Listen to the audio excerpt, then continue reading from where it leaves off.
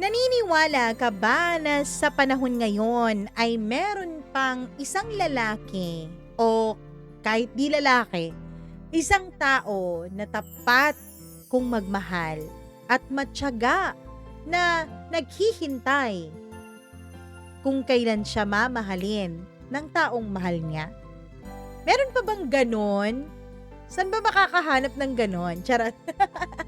Anyways, I know na excited na kayo para sa ating kwento for today's video. Kaya eto na ang ating tampok na kwento sa araw na to. Dito lamang sa inyong paboritong programa. Naku, assuming ako din ha. Ang Dear Mamma Mia.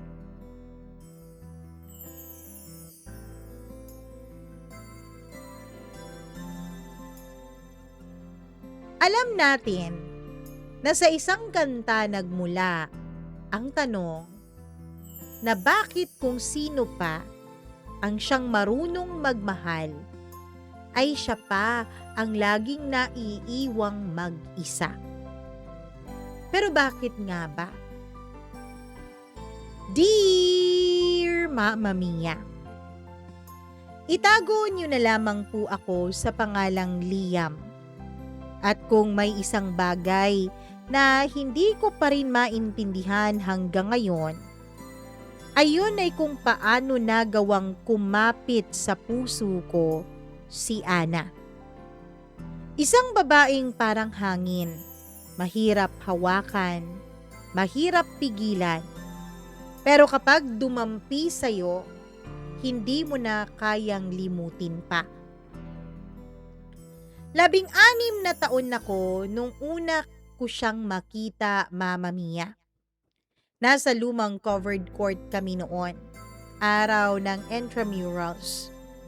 Punong-puno ng ingay ang buong eskwelahan. Pero sa gitna ng lahat ng kaguluhan na yon ay nakita ko siya. Nakaupo sa isa sa mga bleachers, tumatawa, na parang wala siyang problema kahit ang ingay-ingay sa paligid. Hindi ko alam kung anong kumalabit sa puso ko noong araw na yon. Basta ang alam ko, tumigil ang mundo ko sandali bago pa ako muling makahinga. "Pre, yung bola!" sigaw ng teammate ko. Pero hindi ko narinig yon. Hindi ko naramdaman ang pagtalbog ng bola sa braso ko. Ang nakita ko lang ay si Ana at ang ngiti niya na para bang kasalanan kong titignan pero hindi ko naman magawang wag titigan.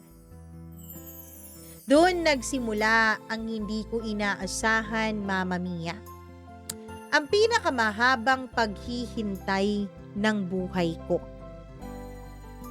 Kung gaano kadali para sa akin na mahalin si Ana, ay ganun naman siya kahirap abutin. Si Ana po, pala kaibigan. Mabait, masayahin, pero isang malaking bulag. Bulag hindi dahil sa hindi siya nakakakita. Hindi dahil hindi niya yata ako nakikita. Kahit araw-araw ko siyang sinusundo, kahit bitbit ko ang bag niya kapag umuulan, kahit alam kong pagod na ako galing sa training, wala. Hindi niya pa rin napapansin ang lahat ng yun. Bakit, Mamma Mia? Kasi lagi siyang may ibang tinitignan. Si Marco, varsity captain. Si Evan naman, campus heartthrob. Si Justin, yung senior na may mamahaling motor. At ako? Ako yung tinuring niyang best friend na lagi na lang nandyan, pero lagi namang nasa background lang. Ako yung best friend na nakahandang saluhin siya kahit anumang oras. Pero lagi niyang inuuna yung mga taong sisira sa pagkatao at puso niya. Pero wala akong reklamo noon. Ano ba naman kasi ang karapatang magreklamo ng isang katulad ko? Mama Mia, ang gusto ko lang naman talaga noon ay ang makita siyang masaya. Kahit minsan, kahit sandali, at kahit hindi ako ang dahilan, ay ayos lang. Basta't ngumingiti siya, tumatawa, at nakikita ko ang mga dimples niya ay ayos na sa akin. Alalang-alala ko pang gabing iyon. Umuulan ng malakas at nakaupo siya sa gilid ng waiting shed at umiiyak. Ana? Tanong ko. Paglingon niya, basang-basa ang mukha niya. Alam kong hindi lang dahil sa ulan, kundi dahil sa mga luha sa kanyang mga mata. At ang mga luha na yun, alam kong hindi lang yun basta-basta tumulo. Alam kong bunga yun ng sobrang sakit na kanyang nararamdaman na nakikita ko sa kanyang mga mata. Umalis na siya, Liam. Sabi niya sa tinig na halos pabulong na at hindi ko na maintindihan. Iniwan niya ako? Hindi man lang niya nagawang magpaalam sa akin. Alam kong si Marco yun, Mama Mia. Yung varsity captain. Oo. Yung lalaking mahal na mahal niya. Yung lalaking pinagbigyan niya ng lahat-lahat sa kanya. Yung lalaking pinili niya. Kahit ilang beses ko na siyang winarningan at sinabihang mag-ingat siya dito. Hindi ko alam kung bakit parang ako yata yung nasaktan noon, Mama Mia. Pero ganun pala talaga ang pag-ibig, ano? Mas masakit kung hindi para sa'yo yung luha na gustong-gusto mong punasan. Umupo ako sa tabi niya at hindi ko pinilit na magsalita. Hinayaan ko lang siyang umiyak. Hinayaan kong matalo muna siya sa sakit na kanyang nararamdaman dahil alam kong yun ang kanyang kailangan. At nang humilig siya sa balikat ko, Mama Mia, pakiramdam ko, parang kahit 10 taon pa ang abuti ng paghihintay ko, kakayanin ko pa. Kahit ngayong gabi lang ako naman ang makita niya. Ako naman ang magiging sandalan niya. Pero gaya ng lahat ng bagay, Mama Mia, ay pansamantala lang ang lahat. Pansamantala lang ako. Kinabukasan, wala na naman ulit ako sa eksena. Hindi na naman niya maalala na sa balikat ko siya umiyak kagabi. Hindi na niya maalala na ako yung sumama sa kanyang magtampisaw sa ulan. Na ako yung lumakad sa baha para lang mapuntahan siya sa waiting shed na yon at maihatid siya pa uwi. Hindi na niya maalala na nagsuot pa ako ng jacket kahit hindi bagay yun sa akin. Para sa kanya. Kasi binigay ko yun sa kanya nung naglakad na kami para hindi siya masyadong mabasa. Kahit giniginawa ko, ayos lang, hinubad ko pa rin ang jacket ko. Dahil mas gusto kong hindi siya ginawin. Hindi niya ako maalala. Ang naaalala niya, si Marco pa rin. Ang sakit pa rin na binigay nung lalaki na yun sa kanya. At ang pag-asa niya na babalikan raw siya ni Marco. At ako, Mama Mia, ako yung kaibigan niyang hindi nagsasabi sa kanya ng nararamdaman. Hindi ko masabi sa kanyang pagod na ako sa paghihintay sa kanya. Pagod na ako sa pakikinig sa kanya kasi hindi ko po kaya. Hindi ko kayang mawala siya kahit gaano pa kasakit ang nararamdaman ko. Akala ko, Mama Mia, kaya ko siyang makita sa ganoong cycle. Akala ko okay na maging tahimik na tagapagbantay niya sa tabi. Pero nung dumating si Raymond at dun ko naramdaman ang takot na hindi ko pa naramdaman sa buong buhay ko. Si Raymond, Mama Mia, matalino, gwapo, may kotse, athletics. Puro wow ang description sa kanya ng mga taong nakakakilala sa kanya. At si Ana, syempre, nahulog din sa Raymond na yon. Parang walang nangyari sa kanya. Parang hindi siya nasaktan ng isang lalaking katulad ni Raymond. Parang hindi siya natuto sa pagkakamali niya kay Marco. Pero kung hindi natuto si Ana, hila ako din. Hindi rin natuto, Mama Mia. Nandun pa rin kasi ako eh. Kahit alam kong hindi niya ako nakikita. Tumatabi pa rin ako sa kanya sa library. Nagpapatawa pa rin ako, lalo na kapag bad trip siya, para gumaan-gaan man lang ang pakiramdam niya. Nagpapayo pa rin ako kapag nasasaktan siya o kapag may mga nirereklamo siya tungkol kay Raymond. Kahit alam kong babalik at babalik pa rin siya sa mga maling lalaki, hindi ako nagsasawang payuhan siya. Pero alam mo, Mama Mia, nagulat at nasaktan ako at the same time nung tinanong niya ako minsan ng isang tanong na hindi ko aakalaing maririnig ko mula sa mga labi niya. Liam, bakit kaya hindi ko magawang pumili ng tamang lalaki, ano? Mama Mia, gusto ko sanang sabihin sa kanya noon na andito lang naman sa tabi niya all along ang tamang lalaki. Nandito lang naman ang lalaking handang magsakripisyo sa kanya. Ang lalaking handa siyang patawanin kahit sa dami ng problema niya. Ang lalaking handang ibigay ang lahat, mapatawa lamang at mapasaya siya. Gusto kong sabihin sa kanya na ako na lang sana ang piliin niya. Na nandito lang ako. Pero hindi ko masabi. Hindi ko kaya. Una dahil hindi ko po kaya ang rejection.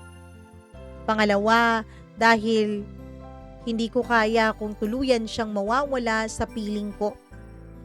Kaya kahit kaibigan lang ang pwede niyang i-offer sa akin, handa kong tanggapin yon. Basta ba wag lang siyang mawala. Mama Mia, hindi ko makakalimutan ang araw na yon. Isang Miyerkules, na pakiramdam ko ay parang Huwebes. Isang dapit hapon na hindi malaman kung uulan ba o mananatili bang magpapakita si Haring Araw. Isa yung araw na normal lang sana. Wala namang espesyal eh.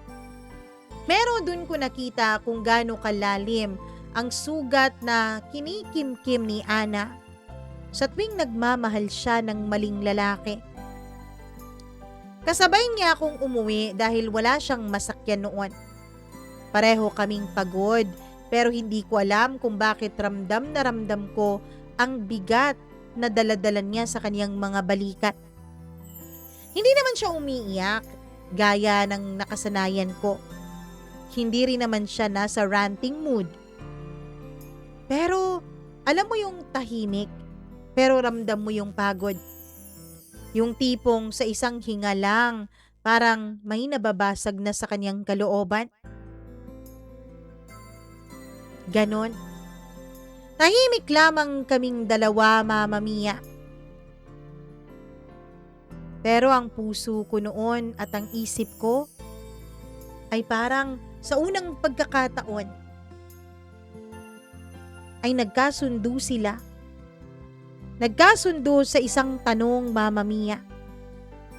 Isang tanong na itinanong din sa akin ni Ana. Liam, bakit hindi ako sapat? Habang naglalakad kami sa ilalim ng mahinang ambon, hawak niya yung strap ng bag niya na para bang yun na lang ang natitirang kaya niyang panghawakan sa mundong paulit-ulit siyang sinasaktan. Hindi ako nakasagot.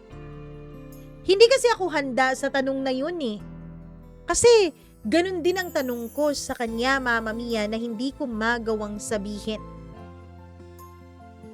Kanina, mahina niyang sabi na halos hindi ko agad narinig. Nakita ko si Raymond sa may chem building. Agad nang nag-iba ang pakiramdam ko. Kahit hindi niya sabihin, Mama Mia, alam ko na yata ang susunod na mamumutawing salita sa kaniyang mga labi. Kabisado na siguro talaga ako ng hangin dahil naramdaman ko na parang lumamig yata ang ihip ng hangin nung kinakabahan ako. Ano, may kasama siya? Tanong ko kahit alam ko na ang sagot. Masakit marinig pero mas masakit ang magpanggap. Tumango siya. Oo eh. Yung bago nilang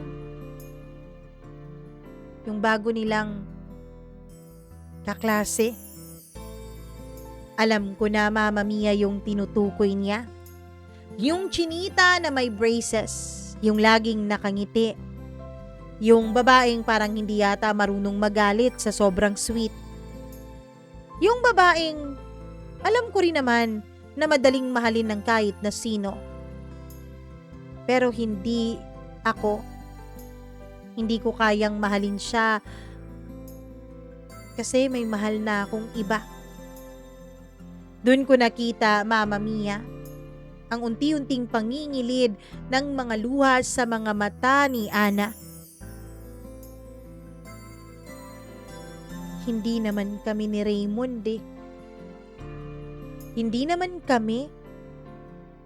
Pero bakit ang sakit-sakit, Liam? Napapikit siya.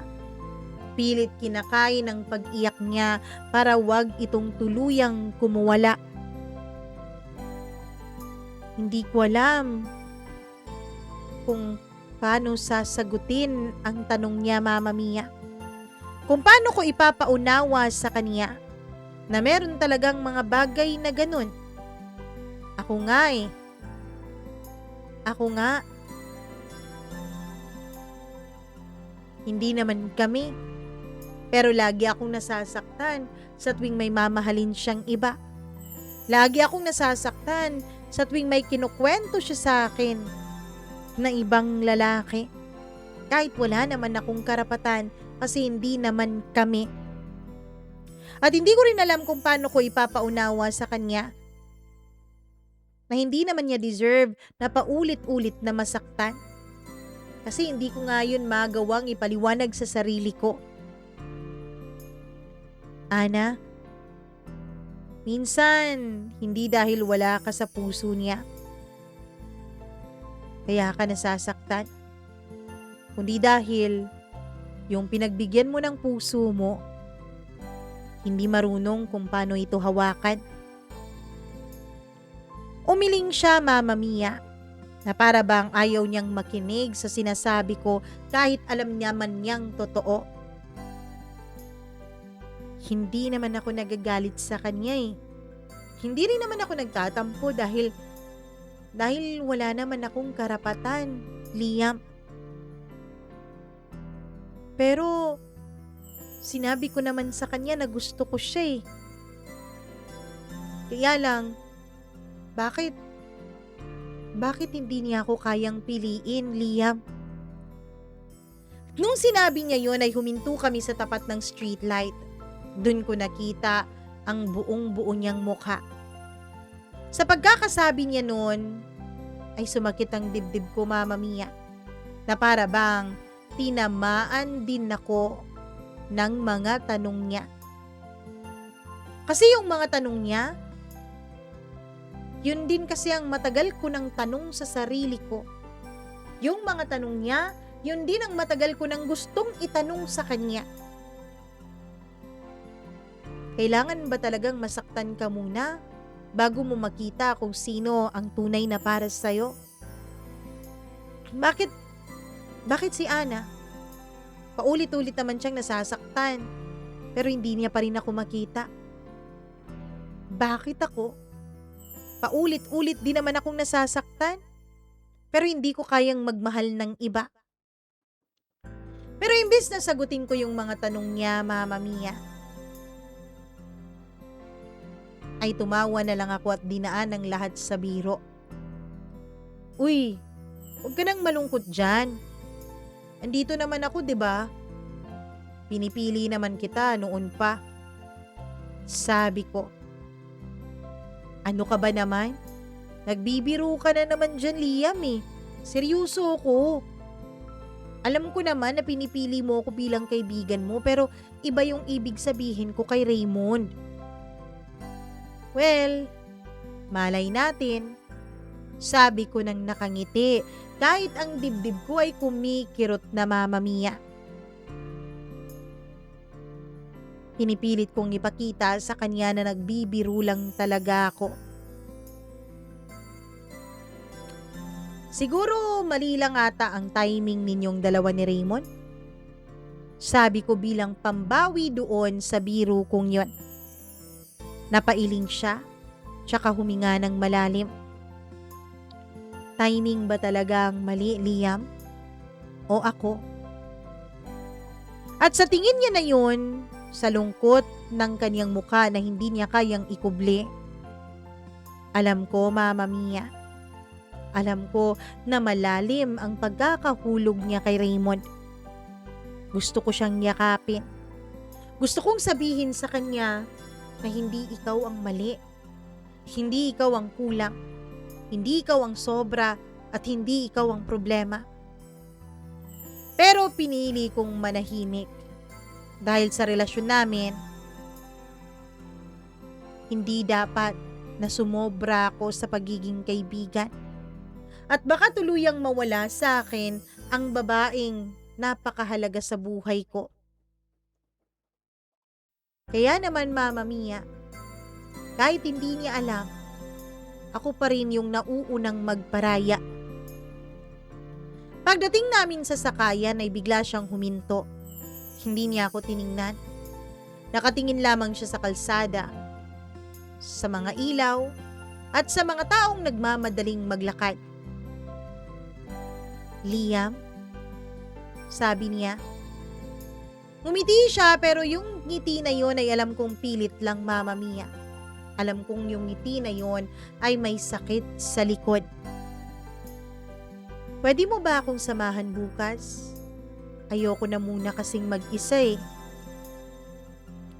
At doon, Mama Mia, kahit ilang libong beses nang nabasag ang puso ko dahil nagmamahal siya ng iba. Kahit paulit-ulit na naman yung cycle namin, kahit alam kong ako lang din naman yung magiging pansamantalang sandalan, ay buong puso akong ngumiti. Of course, nandito lang ako habang kailangan mo ako. Sagot ko sa kanya. Habang kailangan mo ako, hindi habang gusto mo, at hindi habang mahal mo. Pero ano bang magagawa ko? Ganun talaga eh. Kapag mahal mo ang isang tao, tinatanggap mo kahit na ano. Kahit ang kapalit nito ay hindi kanya nakikita bilang isang taong mahal niya. Mama Mia, hindi ko akalain na magbabago ang buhay ko dahil lamang sa isang tawag. Isang tawag na halos hindi ko marinig noon sa sobrang lakas ng ulan at pagdagundong ng hangin sa labas. 10:00 na ng gabi noon habang nagre-review ako para sa exam kinabukasan. Pinagpapawisan na ang kamay ko. Lumalabo na ang mga mata ko dahil sa sobrang antok. Pero nang umilaw ang screen ng cellphone ko at makita kong pangalan ni Ana ang caller ID, ay parang bigla akong lumaklak ng pagkadami-daming kape at nagising ako. Hindi kasi siya basta-bastang tumatawag ng gabi. Hindi siya yung tipong manggugulo ng tao kung hindi naman kailangan. Kaya agad akong kinabahan at nag-alala kung anong nangyari sa kanya. Pagkabukas ko ng tawag, hindi pa siya nagsasalita ay narinig ko lang ang paghingal at hagulgol niya at ang ingay ng mga sasakyang dumadaan. Liam, pwede mo ba akong sunduin? Tanong niya sa garalgal na boses. Tumayo ako agad, hindi na nag-isip. Nasaan ka? Tanong ko. Nasa may Aurora, sa kanto ng...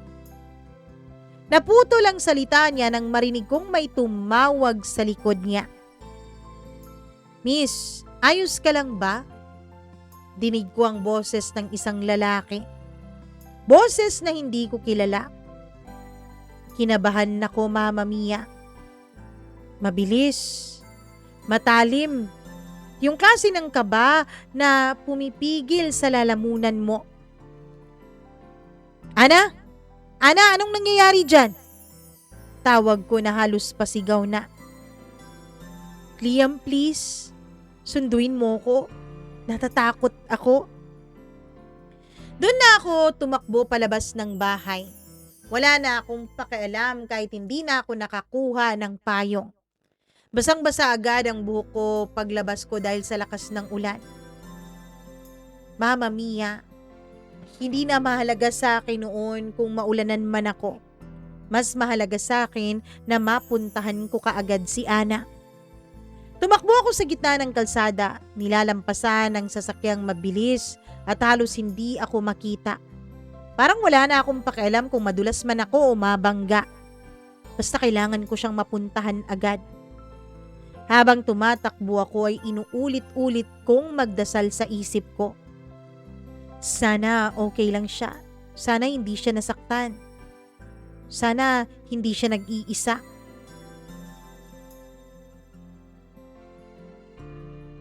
Mama Mia, naharating ko ang lugar na sinasabi niya. Malayo pa lang ay nakita ko siya kaagad. Nakatayo sa ilalim ng poste. Basang-basa na rin ng ulan, nanginginig, at parang wala ng kulay ang mukha.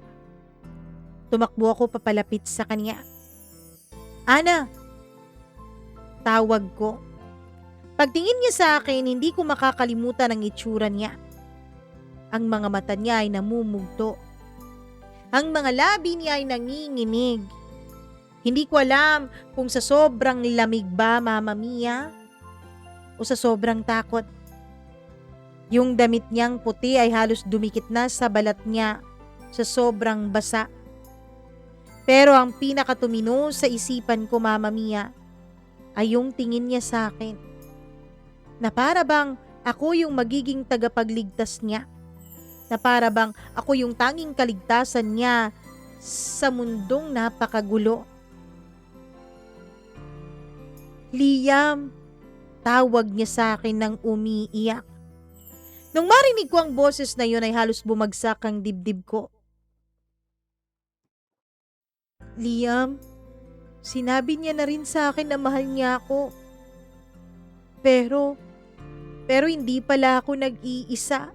May iba pala siyang tinataguan. Alam kong si Raymond yun.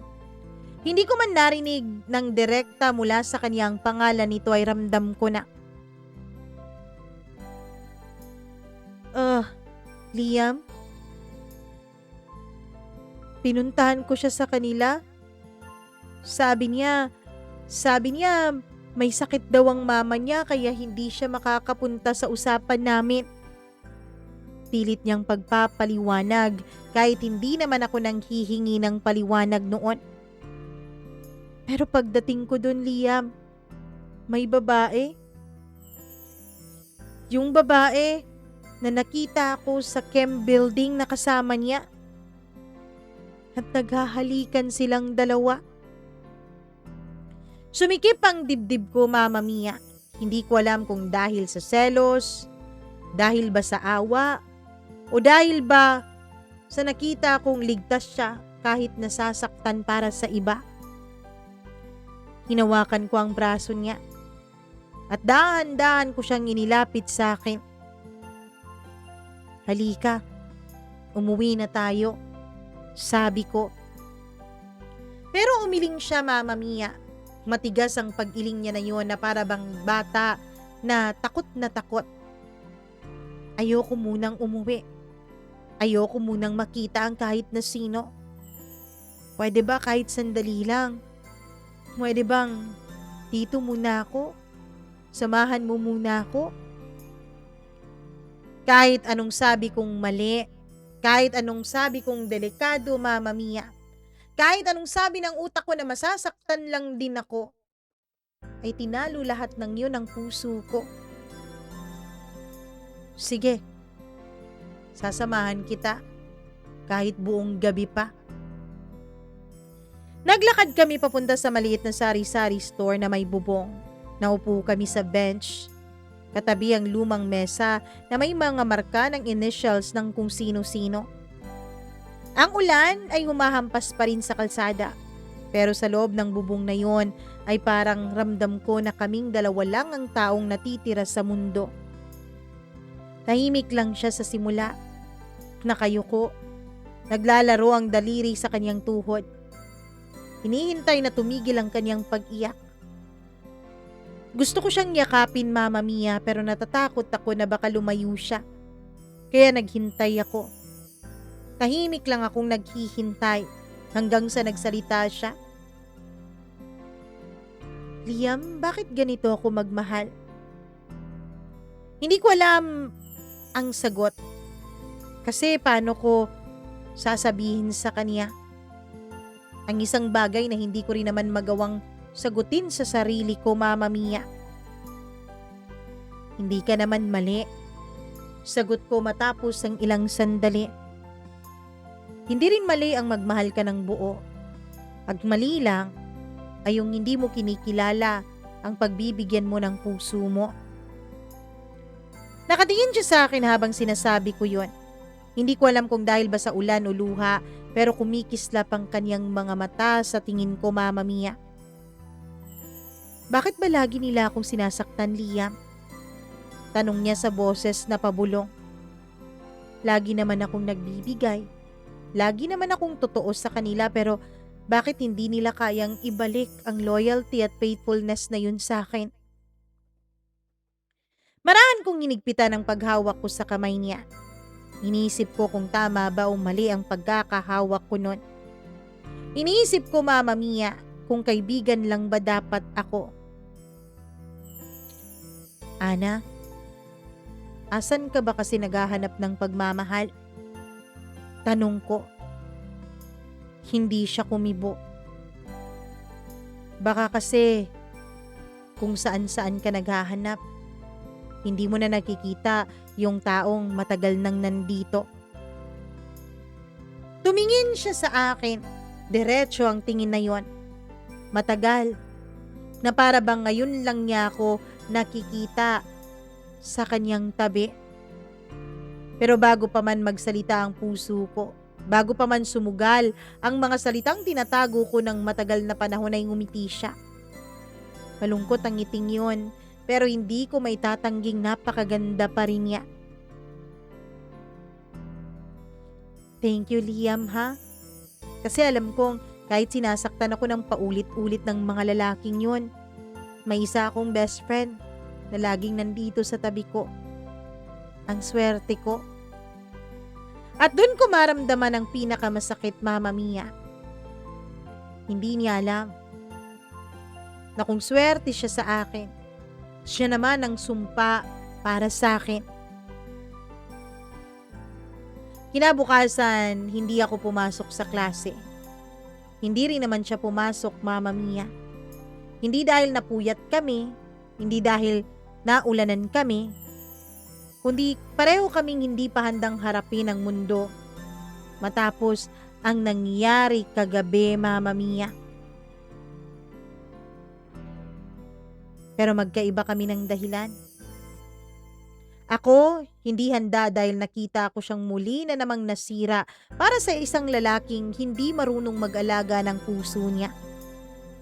Siya naman, hindi pumasok dahil laging iniisip sa kanyang sarili kung saan ba siya nagkulang.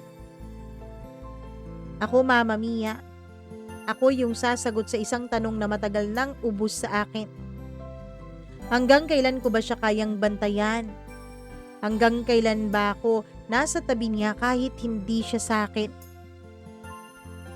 Mag-aalas 12 na noon ng tanghali nung tumawag siya. Liam, busy ka ba? Pwede mo ba akong puntahan? Mahina ang boses niya at halatang pagod. Gising pero alam kong walang gana.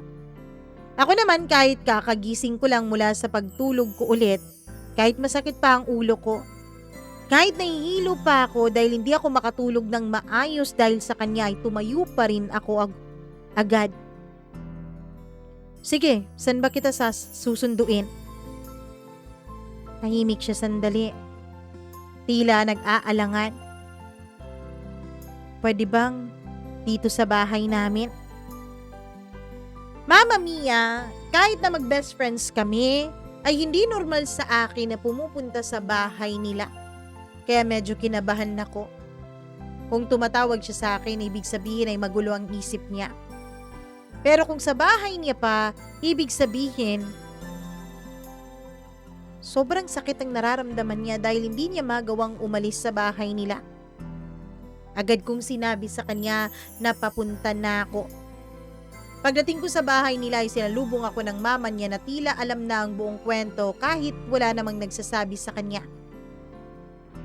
Nasa kwarto siya, sabi nito at bumuntong hininga. Kanina pa yan umiiyak, hindi kumakain. Sumakit ang dibdib ko, Mama Mia, para bang mas nasasaktan ako para kay Ana. Kumakatok pa lang ako sa pinto ay dinig ko na ang mahihina niyang paghikbi. Ana, andito na ako. Pagbukas niya ay nakita ko siya. Magulong-magulo ang buhok at nangingitim ang mga mata. Pulang-pula ang ilong. Parehong tuyo at basa ang pisngi dahil paulit-ulit yung luha. At bago pa ako makapagsalita ay lumapit siya at niyakap ako. Hindi yung normal na yakap, kundi yung yakap ng taong hindi makapagsalita dahil punong-puno na ng sakit ang dibdib. Liam, hindi ko alam.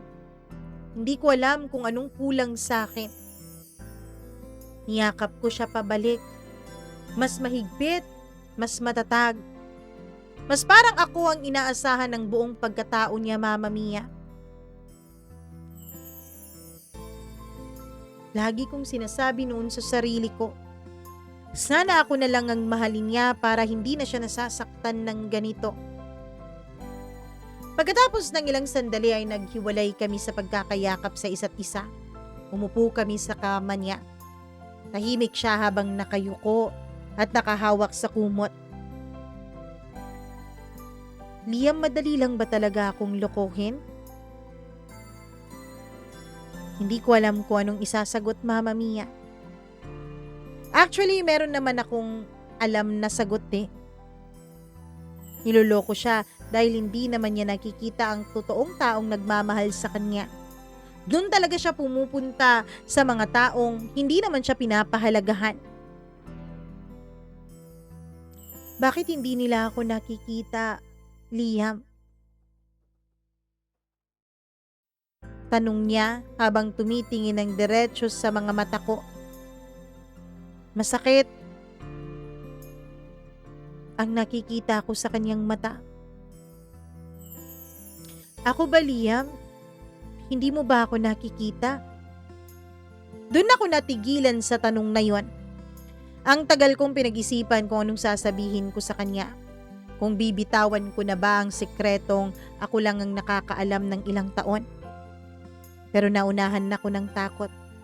Naunahan ako ng pangamba na baka kapag sinabi ko ay mawala siya sa akin. Ana, nakikita kita. Nakikita ko na hindi ikaw yung babaeng dapat na inaapi. Hindi ka dapat niloloko. Hindi ka dapat binabaliwala. Nakikita ko ang isang matatag na babae kapag tinitignan kita. Dahil kahit ilang beses ka nang nasaktan, marunong ka pa ring magmahal. Tumingin siya sa akin. Mama Mia, gusto kong sabihin sa kanya na nakikita ko siya. Na mahal ko siya. Pero bago ko pa man magawa yun, ay bumitaw na siya sa pagkakatitig sa akin tapos nagsalita. Salamat, Liam. Lagi mo talagang pinaparamdam na mahalaga ako. Salamat at naging best friend kita. Siguro alam ng Diyos na kailangan kita dahil masasaktan ako ng paulit-ulit kaya ka binigay sa akin. Ang hindi niya alam ay nasaktan ako dun sa sinabi niya, Mama Mia. Para sa kanya, binigay ako ng Diyos para lagi siyang patatagin. Pero bakit kaya binigay siya ng Diyos sa akin? Para lagi akong saktan? Pagkatapos naming mag-usap ng masinsinan ay humiga siya. Napagod siya sa kakaiyak at kakaisip. Dito ka lang muna ha? Hindi pa ako readyng mag-isa eh. Tumango ako. As usual, dito lang ako. Hindi ako aalis sa tabi mo. Humikit siya, Mama Mia. At doon ay nakatulog siya, ilang minuto ang nakalipas. Unti-unti ay gumagaan ang paghinga niya. Nakatulog siya sa pagod. At habang tulog siya, ako naman ay hindi napigilan ng sarili kong umiyak. Buti na lang, Mama Mia, at naiiwas ko ang mukha ko sa kanyang braso. At hindi tumulo ang luha ko sa braso niya. Baka nagising pa siya. At kapag nagising siya, baka hindi ko na matakasan ang katotohanan ng aking nararamdaman. Ako yung lalaking nilalapitan niya. Pinupuntahan niya kapag sira ang puso niya.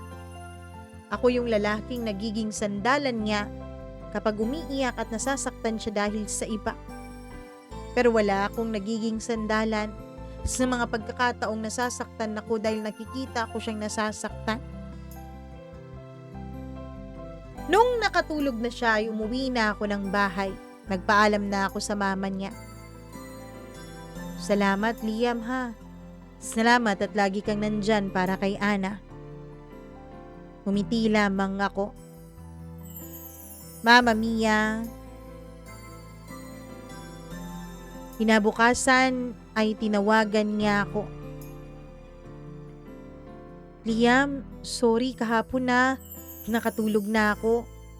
Sana ginising mo man lang ako bago ka umuwi. Hindi na. Para makapagpahinga ka. Ikaw ba? Nakapagpahinga ka ba ng maayos? Tanong niya sa akin. Oo naman. Nakapagpahinga ako ng maayos. Kahit ang totoo, Mama Mia, ay hindi naman. Kahit ang totoo, hindi naman ako nakatulog ng maayos. Dahil ako naman itong umiiyak. Ako naman itong nasasaktan. Ang totoo ay masakit ang ulo ko nung araw na yon. Pero narinig ko pa lang ang boses niya ay naging maayos ulit ako. Narinig ko pa lang ang lambing niya ay naging okay ulit ako. Salamat, Liam. See you later sa school. Maayos-ayos na ako, sabi niya. Pagkatapos nun ay binaba niya yung tawag. Naganda na ako papuntang school kahit ang totoo ay wala naman akong ganang pumasok noon. Pero iniisip ko pa lang na nandun siya. Ayos na sa akin. At least makikita ko siya, 'di ba? Pagdating ko sa school ay nandun na naman siya, Mama Mia. Agad niya akong nilapitan at niyakap at bineso. Hi! Kala ko malilate ka. Tagal-tagal mo eh, sabi niya. Medyo magaan na yung aura niya. O, okay ka na ba? Medyo maayos na. Tama ka naman sa sinabi mo eh. Dapat, tigilan ko na. Dapat mag-focus na lang ako sa pag-aaral ko. Yan ang maganda. At dahil dyan, libre kita mamaya ng snacks. Sabi ko. Kahit na wala akong tulog o kulang ang tulog ko, nung sinabi niya sa akin na magpo-focus muna siya sa pag-aaral, ay tila gumaan po lalo ang pakiramdam ko, Mama Mia. Tila naging masaya ako. Inisip ko, baka eto na ang magiging simula ng panibagong buhay naming dalawa. At true to her words, nag-focus nga naman talaga si Ana sa aming pag-aaral. Lagi kaming magkasama araw-araw. Minsan nababanggit pa rin niya si Raymond pero hindi na lagi. Minsan nababanggit pa rin niya ang mga masasakit na alaala ng mga lalaking minamahal niya pero hindi na lagi. Hanggang sa Mama Mia, second semester na yon at magtatapos na kami sa kolehiyo. Masayang masaya kami dahil konting tiis na lang, magiging maayos na ang lahat at magtatapos na kami sa pag-aaral. Mas naging close pa kaming dalawa noon ni Ana. Ang totoo niyan, Mama Mia, ay tinutukso na nga kami ng mga kaibigan namin sa isa't isa. Tinutukso na kami ng mga kaklase namin. Masyado raw kaming close para sa mag-best friends lang.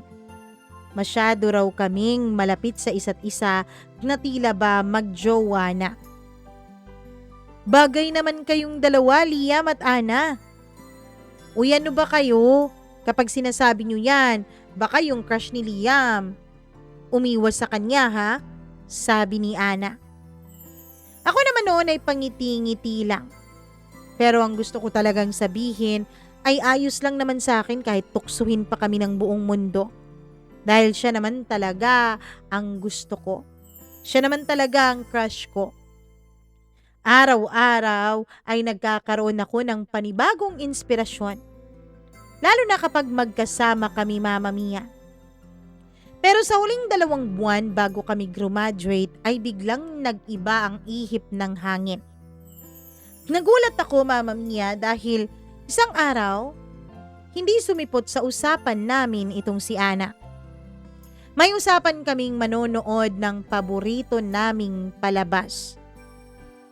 Oo.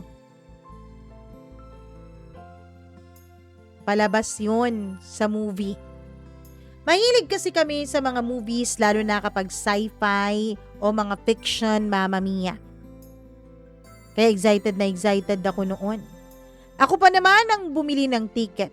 At habang hinihintay ko siya ay bumili na rin ako ng mga snacks namin. Pero 10 minutes na lang bago mag-umpisa yung movie ay hindi pa rin dumarating itong si Ana. Tinext ko siya pero hindi ako nakatanggap ng reply. Pagkatapos noon ay tinawagan ko siya pero wala, Mama Mia. Nasa loob na ako ng movie house. Nag-uumpisa na ang palabas. Kaka-showing pa lang noon kaya excited ako.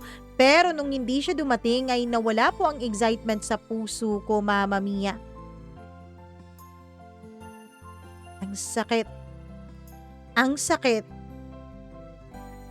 Lalo pa nung biglang may tumabi sa akin. Si Christine.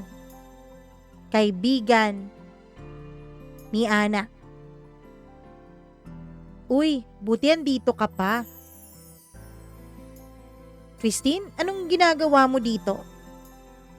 Sorry pinapunta ako ni Ana dito eh. Actually, kanina pa niya ako pinakausapan kaya lang nakalimutan ko. Butit naalala ko nung nakita kong pinalabas sa telebisyon ang trailer ng movie na to.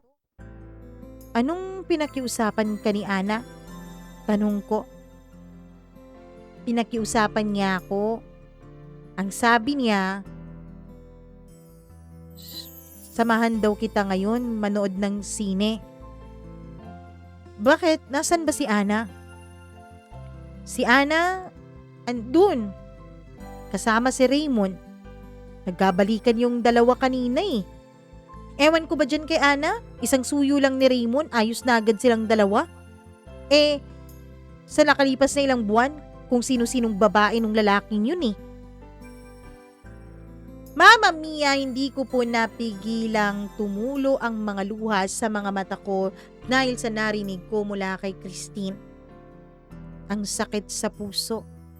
Ang sakit, Mama Mia, na yung babaeng pinili kong mahalin, yung babaeng pinagsakripisyuhan ko, ay basta-basta lang akong iniwanan sa ere para sa lalaking gusto niya.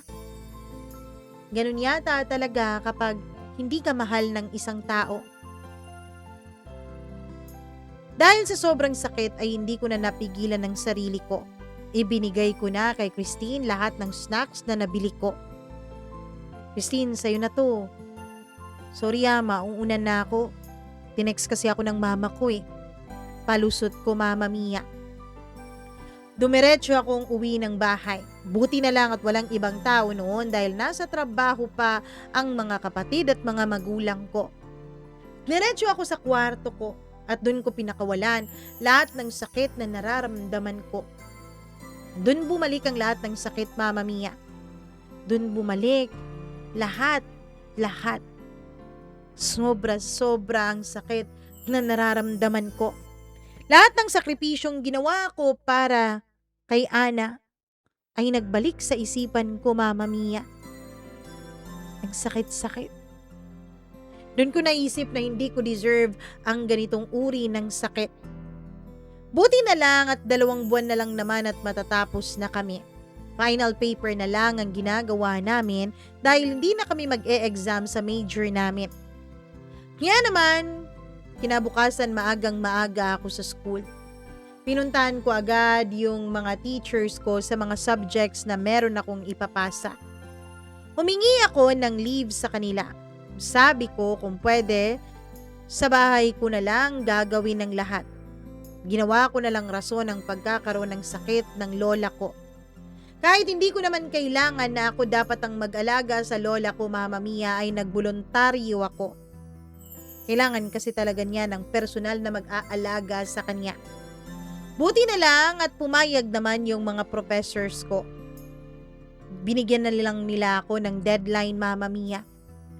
Kaya naman umuwi ako ng probinsya ng papa ko. Kasi lola ko sa side ng papa ko ang may sakit noon. Nagulat ang pamilya ko kung bakit ako nagboluntaryo. Sabi ko na lang ay dahil hindi ako nagkaroon ng pagkakataon na maging close kay lola.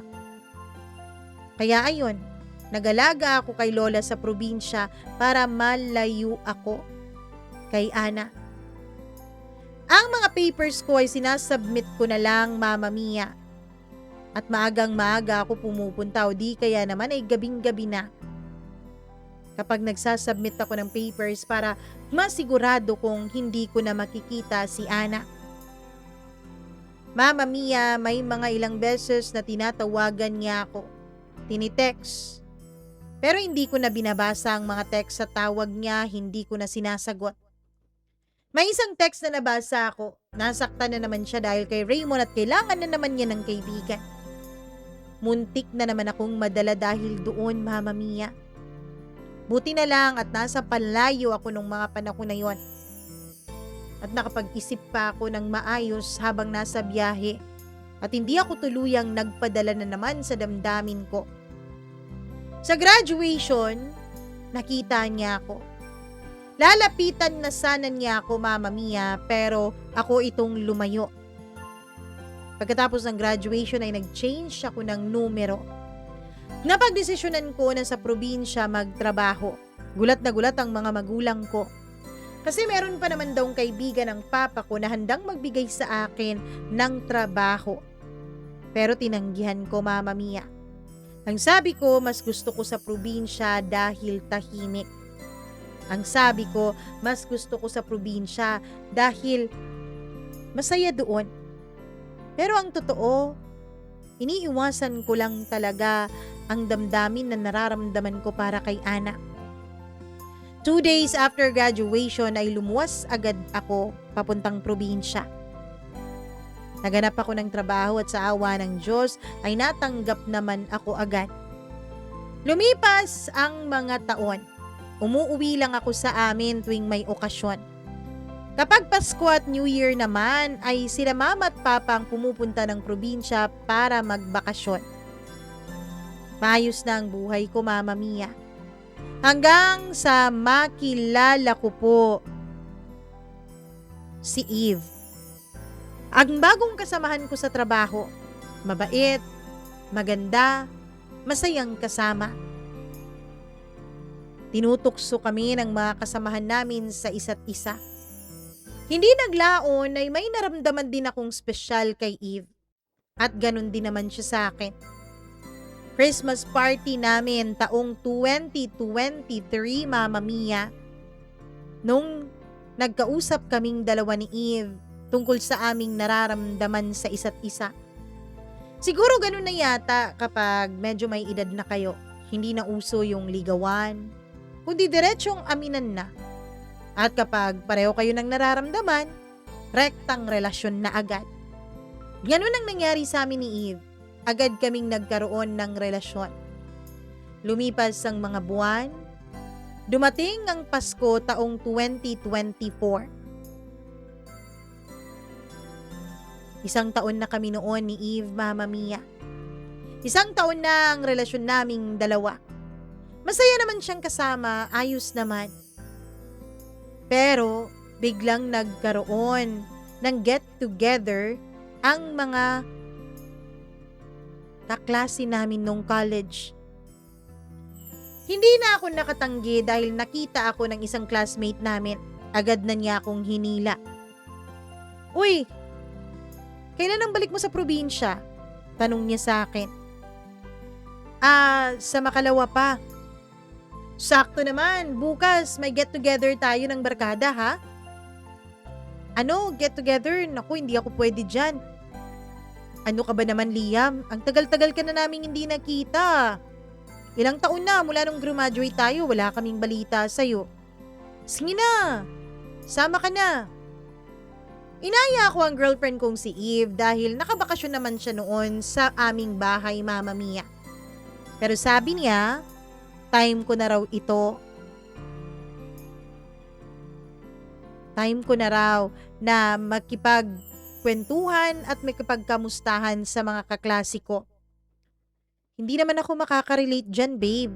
Dito na lang ako sa inyo. Tutulungan ko na lang mama mo maghanda para sa pambagong taon natin. Hindi na lang ako sasama, babe. Ano ka ba naman, babe? Sige na, sumama ka na. Pagkatapos naman yan, at pagkatapos ng bagong taon, balik na tayo sa probinsya. Hindi mo na naman sila makikita. Huwag mo akong alalahanin. Magbabanding lang kami ng mama mo dito. Sa totoo lang, ito po ang nakakabilib kay Eve, Mama Mia. Hindi po siya controlling. At higit sa lahat, gustong-gusto po siya ng mga magulang ko, lalong-lalo na ng mama ko. Kaya naman nagpakita ako at sumama ako doon sa mga kaklase ko. Nagulat na lamang ako nung makita ko doon si Ana. Nung nakita niya ako ay tila walang nangyaring hindi maganda sa amin.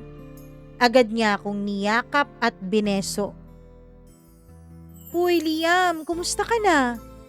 Ang tagal na nating di nagkita. Alam mo na miss kita, sabi niya.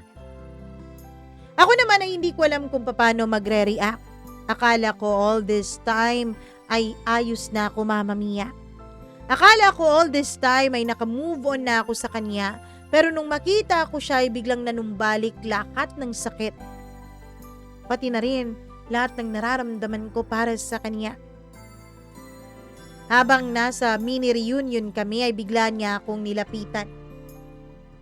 Liam, may tanong ako sa'yo. Bakit bigla ka na lang nawala? Ano? Anong nawala? Sa buhay ko. Bakit bigla ka na lang hindi nagpakita? Tsaka bakit bigla mo na lang akong hindi pinansin? Alam mo, nagtatampo ako sa'yo. Kaya lang, hindi ko naman magawang magtampo ng matagal lalo pat nakita kita kanina. Ang gwapo-gwapo mo na. Kumusta ka na? May asawa ka na ba? Wala. Girlfriend meron. Sagot ko. Hindi ko alam pero nakakita ako ng sakit sa kanyang mga mata, Mama Mia. Di ko alam kung imagination ko lang yon. Basta pinilit ko lang ang sarili kong matapos na ang reunion na yon para makaalis na ako. 3 oras. 3 oras lang akong nagtagal doon pagkatapos ay nagpaalam na ako. Nagkunwari ako, Mama Mia. Nagkunwari ako na may emergency sa bahay. Samahan na kita, gusto ko rin kumustahin sina tita. Sabi sa akin ni Ana. Naku, wag na. Meron din kasi kaming pupuntahan ng girlfriend ko eh. Pagkatapos noon ay nakita ko na naman ang sakit sa kanyang muka. Hindi ko alam kung anong ibig sabihin noon. Hindi ko na lang binigyan ng pansin at agad akong umuwi. Pagdating ko sa bahay ay agad kong niyakap si Eve. Gulat na gulat naman siya sa ginawa ko, Mama Mia. Nagtanong pa siya sa akin kung anong nangyari. Sabi ko na miss ko lang siya. Kahit ang totoo ay medyo na guilty ako nung mga panahon na yon. Kasi nga, nakaramdam ako ng kakaiba sa ibang babae may girlfriend ako. Pagkatapos ng bagong taon ay umuwi na kami dalawa ni Eve sa probinsya. Lumipas ang mga buwan. Hindi mawala-wala sa isipan ko si Ana. Pero pinilit kong wag siyang alalahanin dahil alam kong hindi dapat at hindi tama dahil meron na akong Eve. Lumipas pa ang ilang buwan. Hanggang sa nag-propose na ako kay Eve, Mama Mia. Ang magiging kasal namin ay ngayong December 14 dapat. Ang aming anibersaryo. Pero Mama Mia, nung naipost ko last September ang engagement photo naming dalawa ni Eve, nagulat ako dahil may isang parang poser account na nag-message request sa akin. Usually, hindi ko naman tinitignan yung mga message request ko. O kung tinitignan ko man, ay binabaliwala ko lang pagkatapos. Pero, nakuha nung nag-message sa akin ang atensyon ko, Mama Mia. Mula pala kay Ana. Hello, Liam. Si Ana to. Nakita kong engaged ka na. Congratulations. Pero Liam, pwede bang magkita tayo? Pwede bang mag-usap muna tayo? May gusto lang akong sabihin sa'yo at may aaminin lang ako. Alam ko, Mama Mia, na hindi ko na dapat pa pinatulan yon. Alam kong dapat ko nang dinilit yon. Pero dinilit ko naman eh. Kaya lang matapos ang 1 linggo ay nakatanggap ulit ako ng mensahe mula sa account na yon. Hanggang sa hindi ko na namalayan at nireplyan ko na, Mama Mia. October 4, itong taon na to, nagkita kaming dalawa ni Ana sa Maynila. Nagkita kami sa isang pribadong lugar. Sabi niya, masinsinan daw ang pag-uusap namin. Pero nung makita niya ako ay agad naman niya akong hinila at niyakap tapos hinalikan. Sa sobrang gulat ko ay wala na akong nagawa. Ewan ko, Mama Mia, pero parang ang sarili ko ay hindi na rin nakapagpigil nung mga panahon na yon. At oo, Mama Mia, sinuklian ko ang halik na yon. Buti na lang at hindi naman tuluyang may nangyari sa aming dalawa. At nakapagpigil pa rin naman ako. Pagkatapos ng halikan namin, ay umiiyak na si Ana sa akin. Nagsusori. Sabi niya, hindi raw niya alam kung paano uumpisahang aminin sa akin ng totoo. Mula daw nung graduation namin, at hindi na ako nagpakita sa kanya, ay na-miss daw niya ako, Mama Mia. Mahal daw niya ako at huli na daw nung na-realize niya dahil wala na ako. Pero Mama Mia, isang malaking katanungan ngayon ang nasa puso ko. Oo, ramdam ko na may damdamin pa ring natitira sa akin para kay Ana. Ramdam kong mahal ko pa rin siya, pero paano ko ba siya pipiliin ngayon na ikakasal na ako kay Eve? At nalaman ko pa talaga, Mama Mia, nalaman ko pa na buntis siya sa magiging anak naming dalawa. Ano nga ba ang pipiliin ko? Ang tinitibok ng puso ko, ang matagal ko nang inaasam-asam na pangarap na si Ana o si Eve at magiging anak naming dalawa. Litong-lito na ako, Mama Mia. Sana po mabasa itong kwento ko bago pa man ang takdang araw ng kasal ko. Ano po ba ang gagawin ko?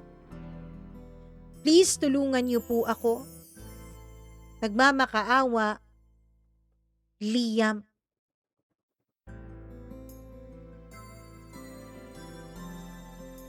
Grabe naman, binigyan mo pa talaga ako ng problema, ha, Liam?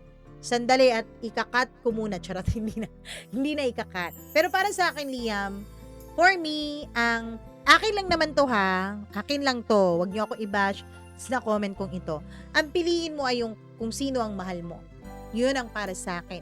Pwede mong panagutan ang bata sa ibang paraan. Magsustento ka, mag-co-parenting kayo, kausapin mo si Eve, sabihin mo sa kanyang totoo, oo, masasaktan siya, alam ko. Pero mas masasaktan siya kapag maikasal siya sa isang taong hindi naman siya totoong mahal. Kapag all this time nakasal kayong dalawa, ang isip mo at ang puso mo ay na kay Ana. Paano na lang kapag kasal na kayong dalawa tapos marirealize mong si Ana pa rin, tapos paulit-ulit na may mangyayari sa inyong dalawa, di mas masasaktan si Eve, di ba? Yun ang para sa akin. Kung ako tatanungin mo, kung payo ko ang susundin mo, piliin mo si Ana, sabihin mo kay Eve ang totoo. Umamin ka, magpakalalaki ka.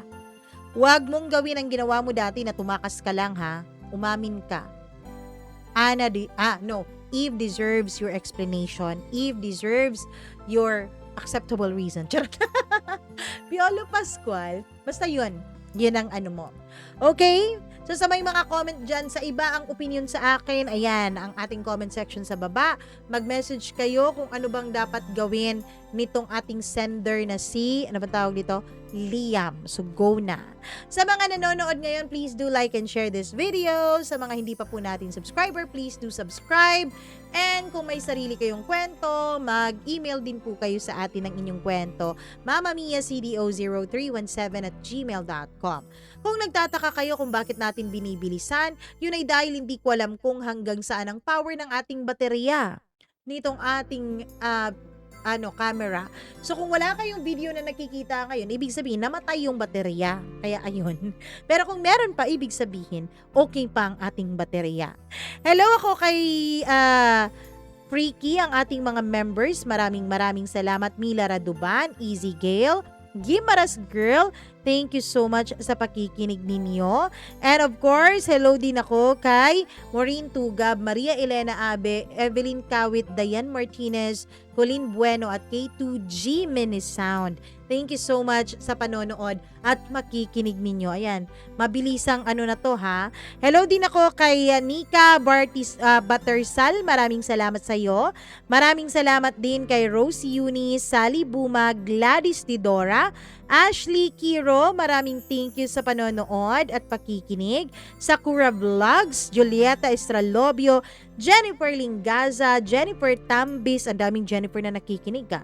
Leonor de la Cruz, maraming salamat. Angelita Villafuerte. Sa mga hindi nabati, sa susunod po nating kwento, baka pangalan nyo na po ang ating babasahin dito.